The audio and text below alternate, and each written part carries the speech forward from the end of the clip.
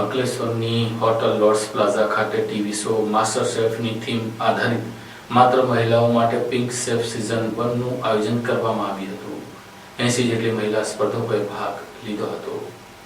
ઘર ગૃહિણીઓ માટે ખાસ કરીને રોજિંદા અને જ્યારે મહેમાનો ઘરે આવે ત્યારે શું બનાવવું તે મહત્વનો પ્રશ્ન હોય છે। ખાસ કરીને અલગ અલગ પ્રાંત અને દેશ વિદેશની વાનગીઓની રેસીપી લોકો સુધી પહોંચે તે માટે નામાંકિત માસ્ટર શેફ નામનો શો ટીવી પર સમયાંતરે પ્રસારિત થાય છે। તે જ થીમના આધાર પર અંકલેશ્વરની હોટલ લોર્ડ્સ પ્લાઝા ખાતે મહિલાઓ માટે પિંક શેફ સિઝન 1 નું આયોજન કરવામાં આવ્યું છે, જેમાં અવનવી વાનગીઓ સાથે શહેરની 80 જેટલી મહિલાઓએ ભાગ લીધો।